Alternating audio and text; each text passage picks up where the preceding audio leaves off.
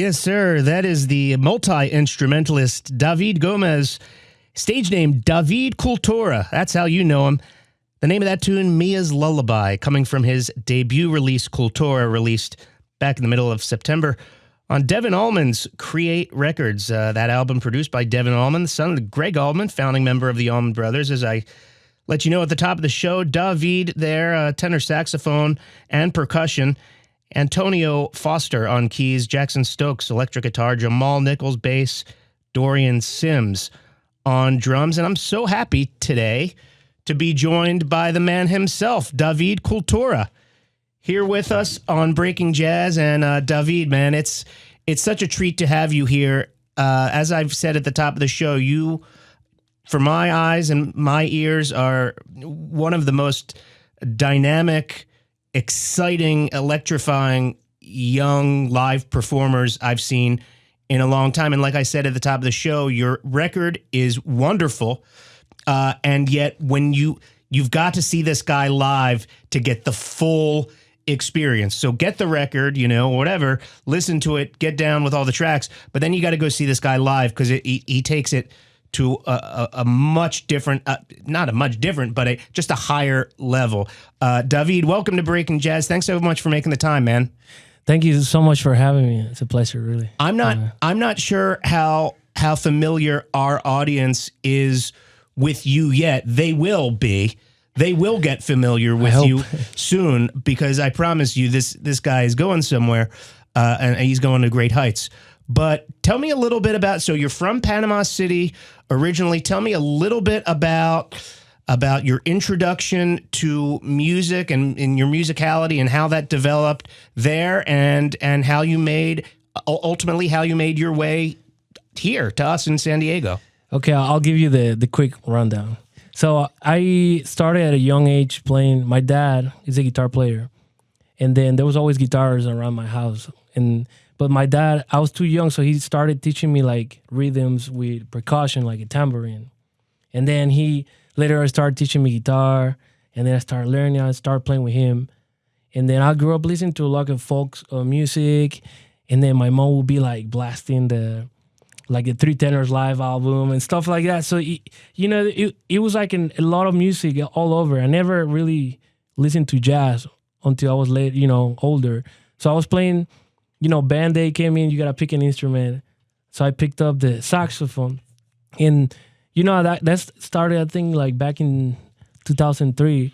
I never looked back. I switched to tenor eventually. And then I kept playing percussion and all that. I kind of kept it around, and I never stopped playing guitar. I just feel like there's always better guitar players around. That's why I don't really play. But on a lot of these tracks, you play percussion too. Yes, I do. And you are, if not equally adept there, pretty close. This is a multi-talented dude. But so you're here now, obviously, with a sidetrack in you went to school in St. Louis for a little bit. Yes, I did. I did my bachelor's there in music at the Lindenwood University in St. Louis.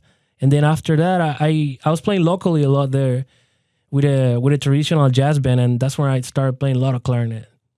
I didn't realize that you played clarinet. Yeah, I used to play it a lot. Oh my God. Yeah. Now see, I would love, to me that, and my brother is in the studio, but our father is a clarinetist, very good clarinetist, and that was the sound of our childhood, So when I hear the sound of the clarinet, that I feel like I'm at home. When I feel the sound of the clarinet, it's just such a warm sound, and I love it whenever it's incorporated in anything, but especially something jazz or jazz adjacent. It just kind of warms the cockles of my heart, type of thing.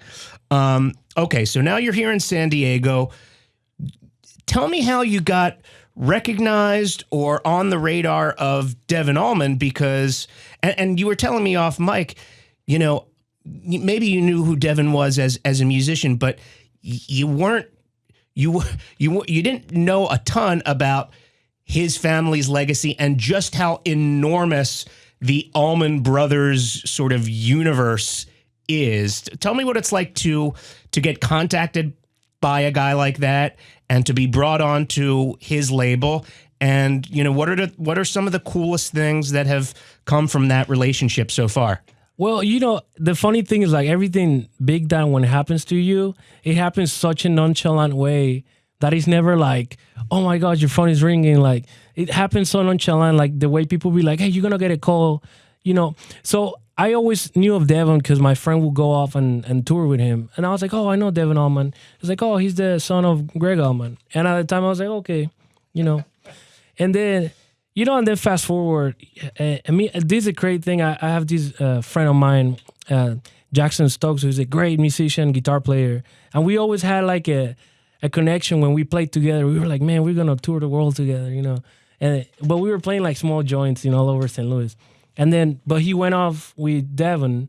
So when it was time, they needed a replacement. The current guy at the moment, he was like, having a couple of health issues. So we're trying to find a replacement for percussion. So it were kind of like, it was like a, like a shot in the dark. They were like, can you still play percussion? I was like, I can pick it up. And he's like, we need your saxophone. So it kind of one thing led to another. They brought me in the middle of the tour. It was like my first time on a tour bus too. They just flew me in, blah, blah, blah. Here's the music. And I did great, because that's the thing. Like I prepare really well for these things and to make sure that they stick around, So once I entered that world, it was just like they never let me go and things happen and they just know so many people. And then once I started learning the music of the Allman Brothers, I was like, man, this is great writing, and I appreciate it as a songwriter, music, composer. Absolutely. And, so much of it is, for better or worse, is who and you've gotten to know and become associated with some people who've done some pretty extraordinary things in the music business. So you're on good footing there. But your sound, your music is an interesting thing because it sometimes, I'm sure you get this a lot, and it's a very simple question, and I'm wondering how you answer it. When people say, Dah-veed, tell me about the music you play, how do you answer? I think my real approach is my music is a type of jazz that it's more welcoming for people who have never really experienced jazz. Because I feel like jazz went into a little more of a like a niche kind of thing, and because jazz was like a dancing thing. People used to be in ballrooms and all that. It began as party music. Yeah, and then little by little it switched, whatever the vibe was, and then people started putting records like that. But then it kind of stayed like that, and then it became more like, oh, who's into jazz? And then, I think like in the 70s, 80s, there's a little bit of, Herbie Hancock came out with those, like the Headhunters. And the CTI, Freddie Hubbard sort of stuff. Things went electric a little bit. Yeah, so there was like, and nowadays, I feel like it's and the great thing is like I'm not alone. When I first wrote this music, I was playing jazz clubs. I was playing like sit down, like now David Gomez, and it was like super chill. And I felt like, man, I think I want to play in a standing room. I feel like this music, like I want to showcase what Panama sound is, because I feel that Panama is a country with a beautiful culture, like the way everything happened through the Panama Canal, and all these cultures in one place, and how the music reflected it. So I'm like, man, let me try something that I can have fun with it, And after all, I was trying to have a lot of fun playing my music, and like, how come that bring it to my group of friends that were not musicians? How come they come in the room and be still like engaged? And so that's what my approach, and it naturally came into this like, oh man, I started using less of jazz players. I just started using more of players with jazz background and that could play really good beats and stuff, and that kind of helped, the songs go where they need to go, whatever. Well, the album has a lot of different flavors. I mean, you hear the Latin jazz influence on that last track we play, Mia's Lullaby. On another one we'll play in just a second, Murga. You hear sort of like the Afrobeat stuff, and it's like it's really an incredible aural buffet. I mean, from so many different influences, and I guess that's it. That's a testament to what you're talking about, and the tons of different influences that you're exposed to in Panama. Because is it a lot because of the canal? And commercially, you have different people, different the commerce of that canal brings so many different cultures to that area of the world. Yeah, for sure. Like the way the music developed, and I feel that, for example, murga, it's a folkloric music that they play in the carnival, right? And then I came up with this melody when I was doing a tour. I did 50 stays in 49 days, like to break like the world record. And then when I was in this tour, I came up with this melody, and they adapted it to be like that. And but that's similar to what they will do in the streets, like the music, So I just added, like you were there when you saw how, and it's a song with one chord, and it just breaks people's mind, and then of course it has a part that goes to something else, and it's a little more jazzy, but it's in a way that doesn't puts people off, like that are not used to it. So, it's still a party. It's a good music with a lot of context, It's not just like I'm selling out to make it sound cool, No, totally, David. And I think that, what I noticed immediately was that, and what makes you such a gifted live performer, you have this incredible way of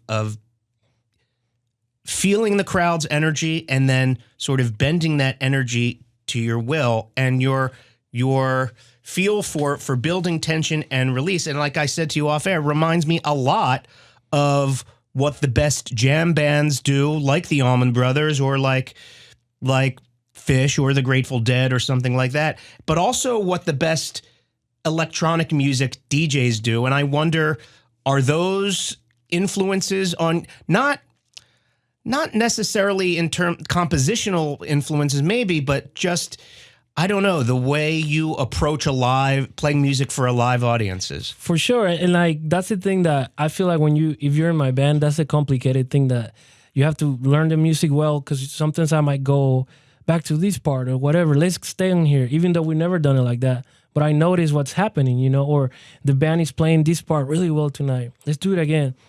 So I always keep it in. Of course, it's a little, it can get messy because there's not that much structure, but at the same time, it gives so much freedom to create even greater stuff. And everybody can add their part without getting bored. So I usually look for that, and I try to use dynamics and then break it down, and I put like a beautiful melody in between, and it's all that it's like a bigger composition, but it's super improvised at the same time. So I don't know. I feel like I'm big about that, like what you say, like tension and release, which I think is just the key of good music, Yes, absolutely. But yeah, my answer, yes. I think everything it's influenced to that, like knowing how to build a song to really, throw you off your seat, and, a cliched phrase kind of comes to mind, but it strikes me that it perfectly describes your music before live audiences, which your music and your band literally become the life of the party. And is that like a superpower? I mean, people say, "Oh, he's the life of the party. He told a couple of jokes," but the party literally, I mean, it lives and breathes based on what you guys are doing. I saw it. I felt it. I mean, that's like, I don't know. That's some kind of superpower. I mean, I don't know. I think I feel like my vibe is always like when I play. People say that I play like it's my last time playing, and I. In my head, I'm like, man, I'm out here really, doing my stuff, so I better play it right and like playing strong. And I always tell myself, hey, I'm going to take it easy this time. It never happens. I go all in and I'm like first song in and I'm like, oh my God, but it's working, and then you kind of let it go from that. It's kind of. And it's fun to watch. It's fun to watch you because, I think the impression that many have of the jazz musician is of the cool, like the guy that doesn't break a sweat. I mean, I watch you and you're moving, you're dancing, you are drenched in sweat, and it's because you're working like James Brown out there in a sense. I mean, in a different way, but like your performance it incorporates the physical in a really big way, and I think. I don't know. I think there's something really valuable in that, seeing a musician move with a lot of force physically, and it makes it sort of like a very visceral sort of I don't know how else to describe it, but is that something that you consciously, because I think it's a different way to connect with audiences. You're connecting auditorially through the music, and you're connecting visually based on your chemistry with your musicians in a way, but then I don't know. There's something. It's not a ballet, but there's a violent, raw, physical thing that you're presenting to an audience that's pretty cool. I think that resonates. Yeah, I think to in order to sell what you're doing, you have to show that you're having fun, which is something that my manager tells me all the time. That's like, man, you can't be stiff, because then that's what people are gonna get from you. So if you're really, showing that you're enjoying it, that transcends. And I always think like I never know what the crowd is gonna be. That this is the first time, this might be their last time they listen to this type of music, but it usually turns out that they become people that want to listen to it over and over again because they enjoy the music, and then they're like, I never know I would be in a jazz night enjoying this, or So I think part of the trick is just not a trick, but just to really let loose and like show that you're having fun, because I mean, there'll be a time later on in life that I'll probably go back to a high stool and sit down and say, right. Well, not yet. In that sense, I mean, you take what is very heavily jazz influenced and it becomes once again where it started, which is populist music for the people, music of the party, and I think that is an important element, not for all jazz necessarily to have, but at least that some jazz has it, so that it can become something of an on-ramp or a gateway drug to people who think to themselves, wait, I was never into jazz, but I love this. Yeah. You know what I mean? I want to get to this next tune real quick because it exemplifies everything we're talking about. And we mentioned it before. The name of this tune is titled Morga. And it is, I'm not sure if I'm pronouncing that exactly correctly, because I, as you can tell, am seriously a gringo, and there's nothing I can do about it. I can't change it. But this tune is a party in a can, man. Wherever this tune is playing, that is where the party's at. This is David Cultura from his debut release, Cultura. This tune is titled Morga, and it's breaking jazz.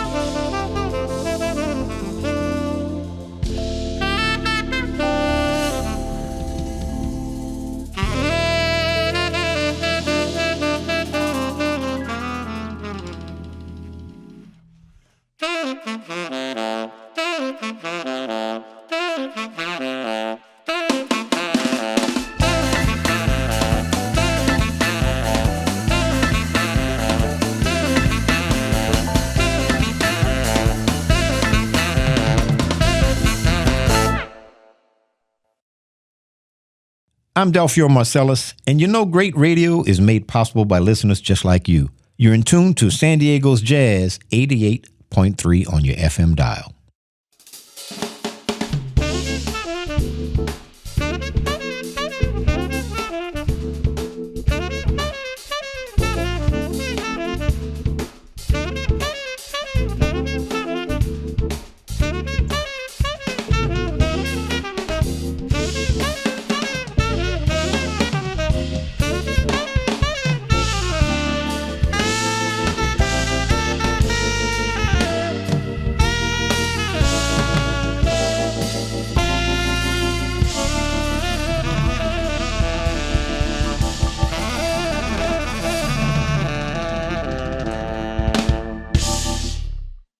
Yeah, that's saxophonist David Cultura. The name of that tune, Jefferson Gravois. That's from his debut release, Cultura, released back in September on Devin Allman's label, Create Records. And we're so glad to be joined by Panamanian, born and raised, stopped in St. Louis. Now he's living here in San Diego. and his music's going to take him all over the world, I think. David Cultura is his name, and he joins us here tonight on Breaking Jazz. And David, tell us a little bit about that last tune. I know there's a little bit of a personal story background to that. Well, yeah, living in St. Louis, it was such a great town, really, to be a young musician. So down in South City, which is like most of the artists live in South City, there's an intersection called, with a street called Jefferson and Gravel, they intersect, but it's a crazy one. There's like 8 stoplights. And whatever, I've experienced crazy stuff happen there, like even like a police chase right in front of me, like by foot, like it's crazy. And it's full of potholes, like up to that point. And then one day I was hanging out in LA with this artist called Greg Colson. He does a lot of paintings and he's known for his pie charts and like really well renowned. And he has one thing that he does intersections, and he goes to the town and picks up the debris, and then he draws like the map of the city with like all the crazy materials. And then so I was at his studio, and he was giving me a little walk around and explaining to me, what it is meant. So I was like, okay. So on my way back, when I was flying back, I was like, I'm gonna write a tune like this. So I went in the computer and I wrote a melody just by knowing the intervals and what it sounded like.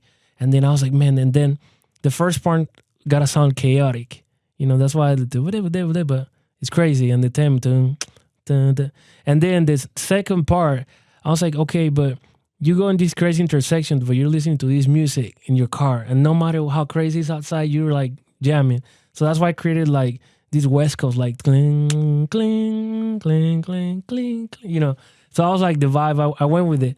So I was trying to experience like driving in a crazy intersection while you still jamming in your car with the music. It was like, so that's why this guy inspired, and I was like, oh, and he loved it when I sent him back to him, And I think what we're going to task you next with is writing a song about the intersection of El Cajon and Washington, where Park Avenue is also there, and it's like a 5-thing intersection, and nobody knows what to do, and it's total chaos at all times. I don't know how they're.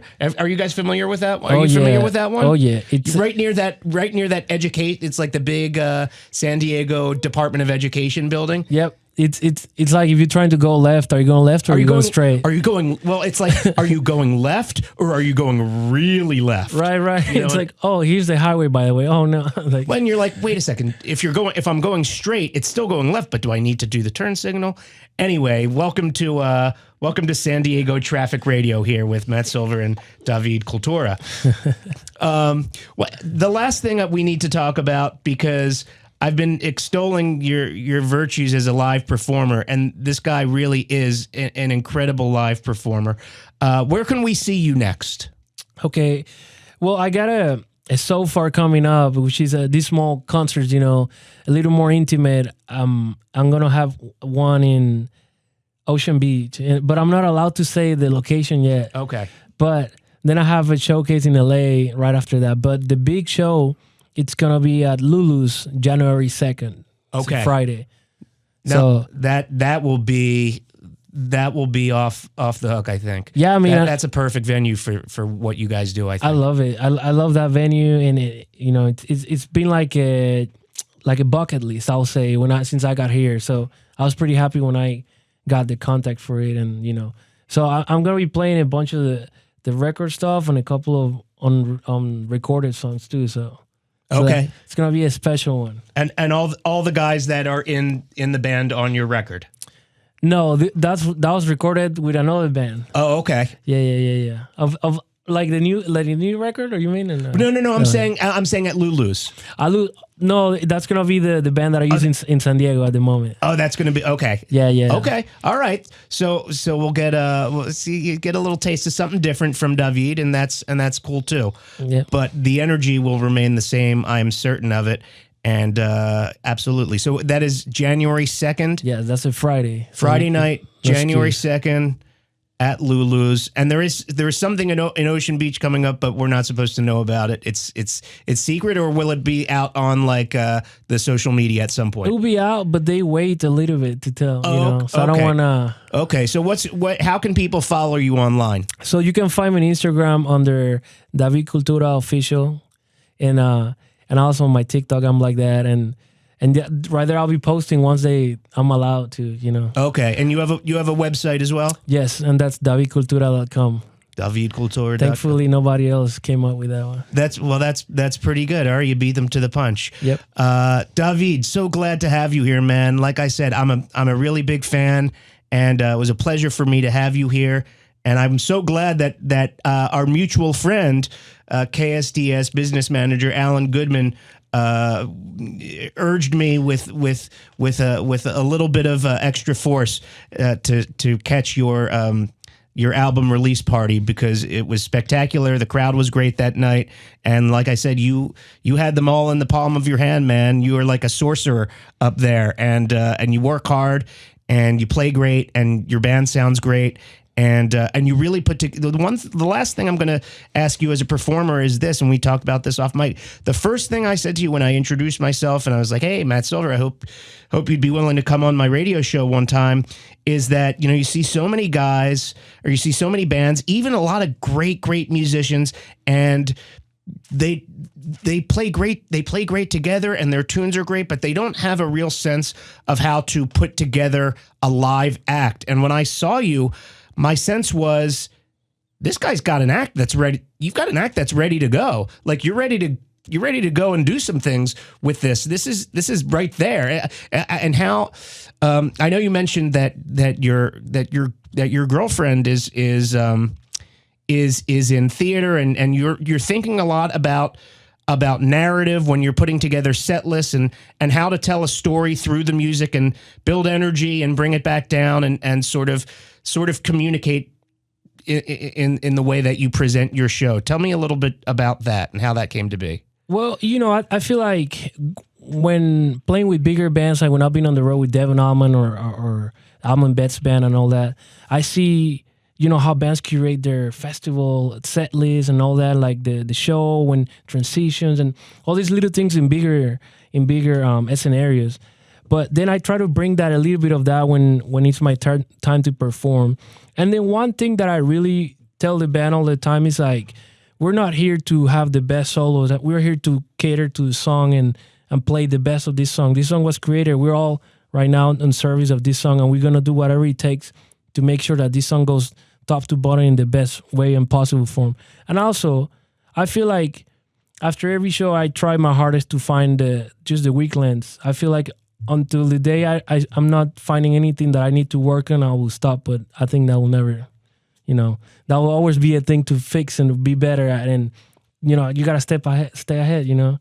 It's a happening scene, and an art never stops improving or evolving. So are you, after you perform, you're going back and listening to recordings and saying, hey, you know, we got to tighten some things up here and here and here and here. And yeah, I imagine like most great performers and great musicians, great artists, you're a harsh of a self-critic as you're going to find. Yeah, I mean, you know, I think I try to find the mistakes or the weaknesses before anybody else spots them, and I you know, and I also I feel like that's a part of growing. You know, you learn new things that you didn't know, and you know, it's not like a bad thing. You know, just to always try to reassess and be like, what can you do better, and sometimes take alternate routes. You know, and you just always stay on top of it. You know, it just. Like, the more you give to it, the more it kind of gives you back. So it's a good thing, you know. Once you have that, and like the way you talk to your band too, you know, you have to be, because it's not bad. It's never a bad show. These guys are amazing. But every time we play, I'm like, hey, next time let's try to push it this way, you know, follow me, or you know. So after every show, I try to take every piece of information in the best way, and try to reach the next level, you know, until there's nothing else I can find, you know. David Cultura here on Breaking Jazz. It's been an honor to have you. One of the great young musicians here in San Diego, and he's going to be making a name for himself nationally if he hasn't already. He's starting to, but it's coming for David. He's one of the great live performers of his generation right now that I've seen in the last several months, half a year, and I hope he comes and visits with us again. And you're welcome anytime, brother. And we're looking forward to seeing you at Lulu's right after the first of the year. Thank you so much for having me. It's been a pleasure, and Can't wait to be back. You are the man. You are the man. All right. Right now, I'm going to go into a new one. This is another debut recording. Well, that's what we do here. Like other places break the news, we break the jazz, and I am the one who breaks it. Domo Branch, the drummer, he's got an album titled Hand of Gifts. It's due out October 31st from Albina Music Trust. This is the lead single from that album. He's joined by Russell Hall on bass, Tyler Henderson on piano, Abdias Armenteros on tenor saxophone, Domo Branch and his quartet with big moves, and that's what David Cultura is making, and it's breaking jazz.